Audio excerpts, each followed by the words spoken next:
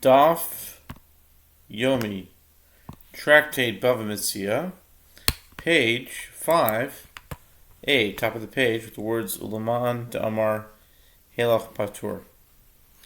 The Gemara asks, but according to Rav Sheshet, with regard to the one who says that in a case where the debtor says, "Here you are," he is exempt from taking an oath. Why was it necessary for the verse to exclude him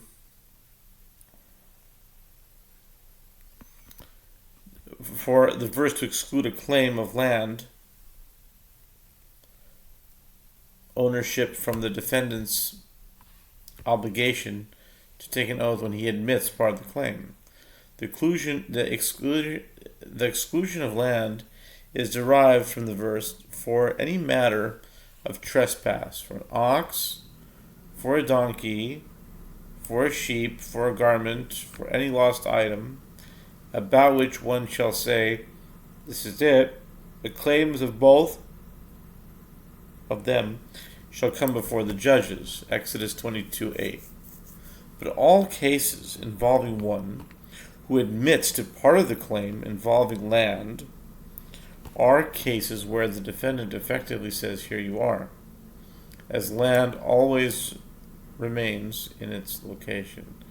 Therefore, the derivation from the verse appears to be unnecessary.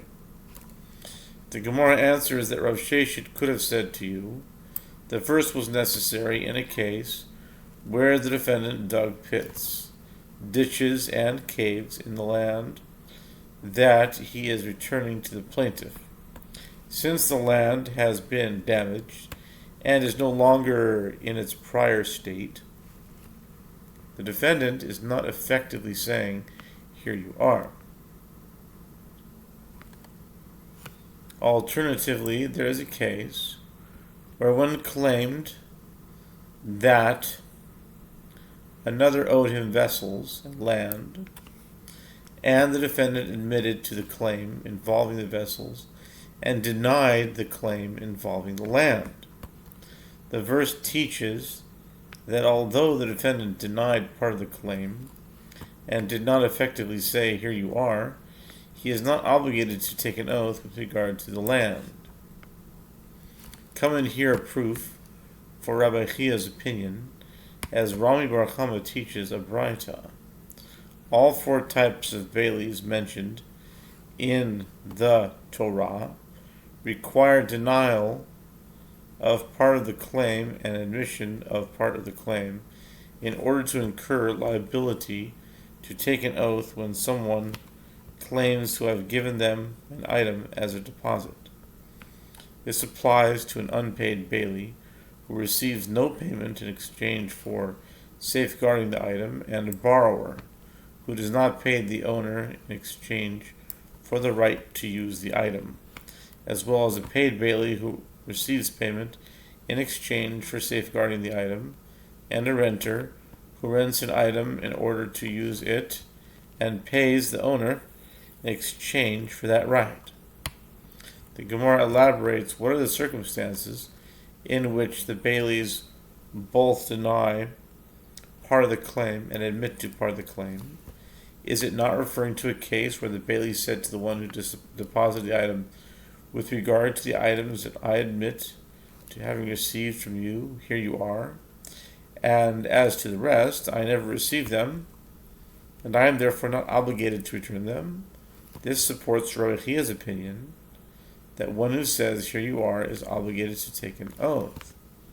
The Gemara rejects this. No, Rami Bar Chama is referring to a different case. For example, a case where the depositor said to the unpaid bailey, "I gave you 3 cows, and they all died due to your negligence.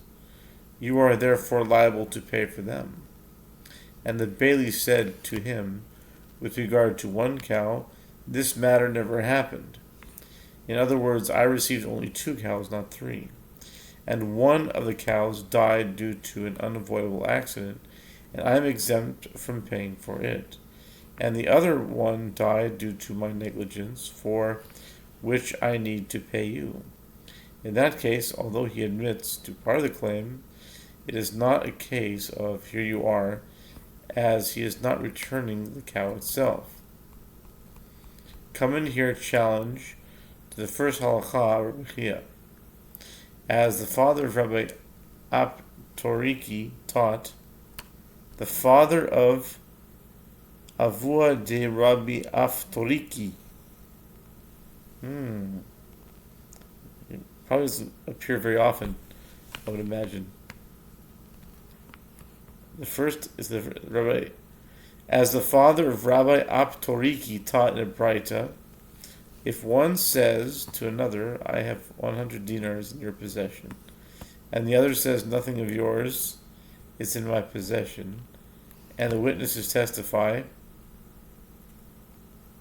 that he has 50 dinars in his possession that he owes the plaintiff, one might have thought that he should take an oath about the remainder.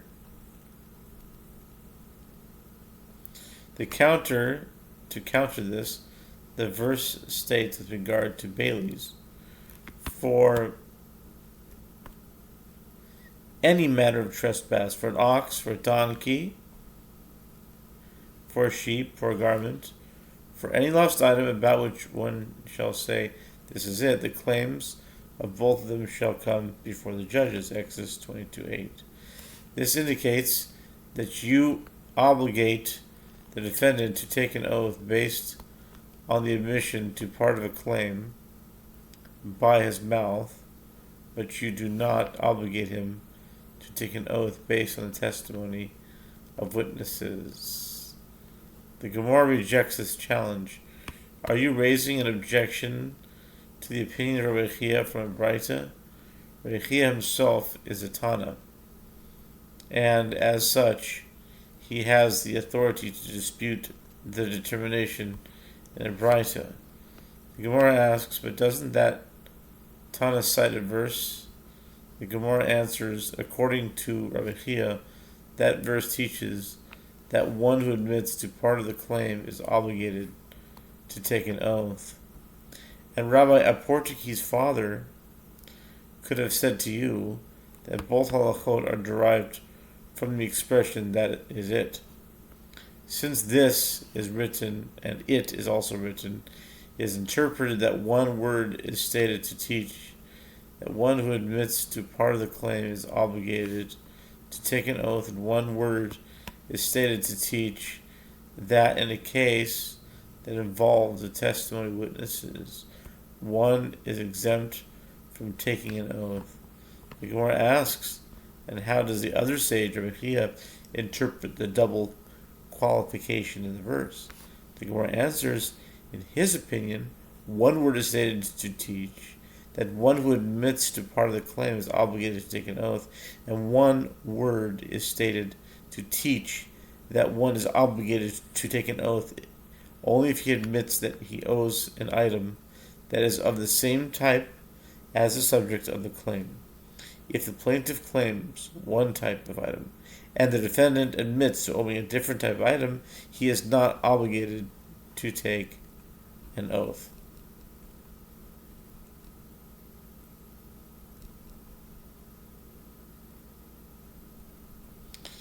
And the other sage,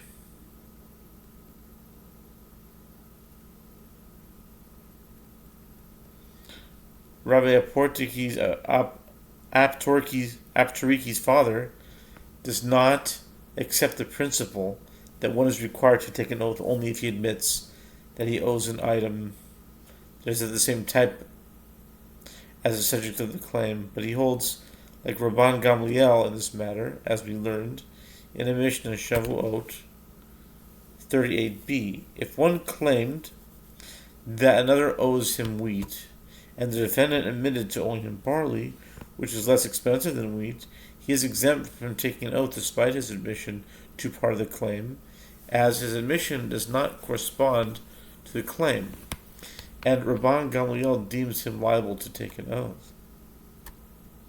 The Gemara relates, there was a certain shepherd to whom people would give their animals for safekeeping every day in the presence of witnesses. One day they gave him their animals without witnesses, At the end of the day, he said to the owners of the animals, "This matter never occurred. I never received the animals." Witnesses came and testified against him that he ate 2 of them. Rabbi Zera said, "If Rabbi Chia's first halacha is so, the shepherd must take an oath with regard to the remainder, or else he must pay the value of the animals to their owners." Abaye said to him, "If Rabbi Chia's first halacha is so, the shepherd takes an oath? Isn't he a robber?" The witnesses established through their testimony that he took and ate some of the animals, and consequently his oath lacks credibility. Rabbi Zera said to him, "I did not mean that the shepherd takes an oath. I was saying that the party opposing him takes an oath and collects payment." The Gemara comments now too, if it is so, the halacha is not in accordance with the opinion of Rabbi Chia, and testimony supporting part of the claim does not obligate the defendant to take an oath with regard to the rest, the court should still obligate the shepherd to take an oath due to the ordinance of Rabbi Nachman, and since his oath is not deemed credible, the plaintiff should take an oath and collect payment. As we learned in the Mishnah in Shavuot 38b, if one says to another, "I have found 100 dinars in your possession," and that person replies, "Nothing of yours is in my possession," he is exempt from taking an oath, and Rabbi Nachman says, nevertheless, the judges administer an oath of inducement to him. Rav Nachman instituted an ordinance that even if the defendant completely denies the claim, he is obligated to take an oath that the claim is false. Consequently, the shepherd is obligated to take that oath. To Rabbi Nachman Tekantahi. The Gemara responds, this halacha of Rabbi Nachman is a rabbinic ordinance and not an oath required by Torah law.